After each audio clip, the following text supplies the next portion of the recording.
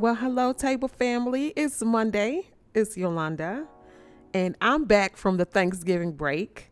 I hope you had a wonderful Thanksgiving holiday with family and friends and loved ones, or if you were just by yourself.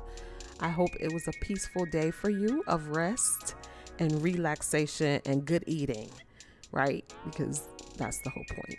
Welcome back to this week's conversation.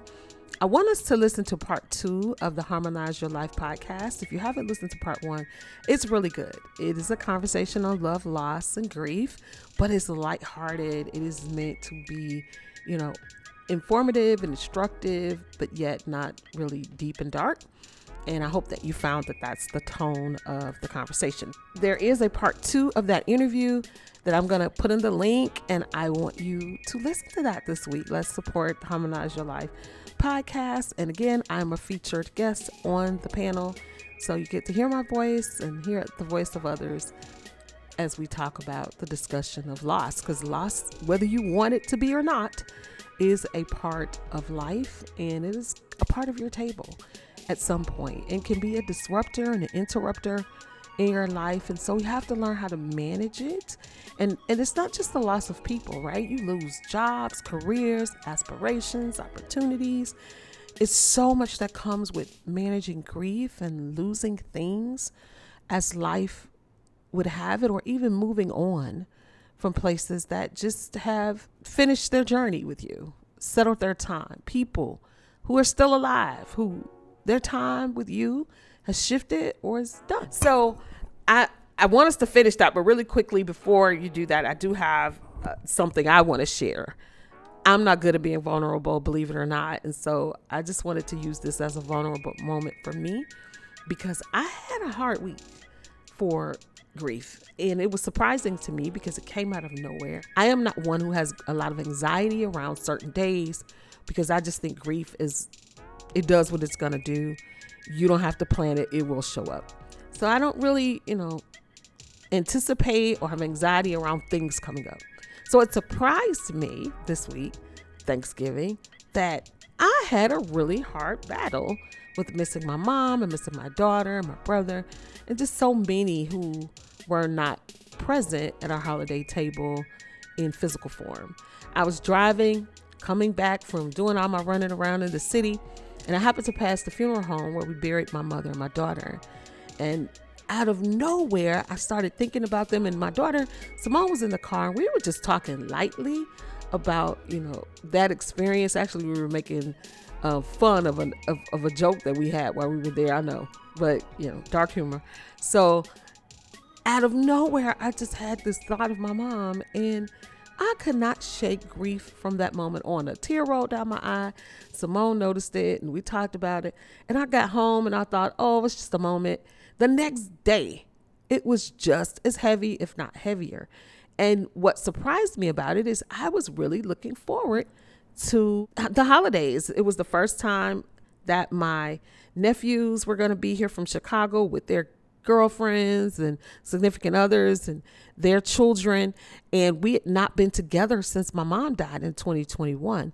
And so I was super excited leading up to the holiday to have everybody together and to experience the kids and really be in that warmth of family and love. So it just shocked me that I was experiencing both the joy of the moment and this grief of missing my mom specifically, and then all the others who were not present.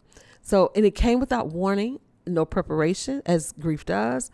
And it stayed a little longer than I expected it to, because again, I thought it would be a moment. It happened to be the entire week I was struggling with this dichotomy of joy and sorrow. And I just want to share a couple of tips of what I did to kind of stay present and ground myself, so that I didn't lose out on loving those who were present with me on the holiday. I pulled out old photo albums, and I sat on the floor and flipped through pictures of my mother and my daughter and my brother and all of the folks, many who have left us, and I'm almost 60. So I've experienced loss. And just looking at those pictures and reminiscing was an amazing joy for me. And I shared the pictures with the kids, and we were laughing and showing them their parents as little girls, and they were like, wow. I even have some pictures inserted in the podcast if you're watching it visually. I have a picture of my mom shooting a gun. My mother was not that girl. My mother was so meek and docile. And so to see her shooting that gun was like, what are you doing? But my dad had her out in the woods shooting a gun, and she was cute too. And then I have pictures of me and my sister. We would call her the knee baby, Cassandra. I'm in the stroller. Look at that stroller. And the other picture I found is me, my cousin Rhonda, holding me. I was a cute baby. Don't try it. And my sister Inez looking lost. And so that was a picture of me when I was little. And then the last one is us. I think that's me, my cousins, my sisters, and I believe it's Easter. I know there's snow on the ground, but remember, I grew up in Chicago.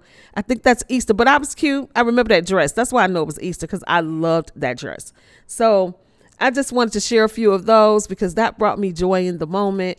And then cooking for my family and really staying focused and determining to be present and not to let grief take me out of the moment was how I survived. And so I just want to share that with you, and hopefully that'll bless you through this season or a moment that you may have surviving the loss of loved ones and dealing with what is just a human experience, in hopes that it will inspire you and help you, as well as the conversation with Harmonize Your Life podcast. So take some time, listen to that conversation this week. I think it will really, really help you in your journey and whatever you get out of it. So share with me, please, what you're getting out of it in the comments, or send me an email at yolanda@blackwomeno.com. As always, thanks for listening and having me at your table and joining me at my table. Until next time, take care and dine well.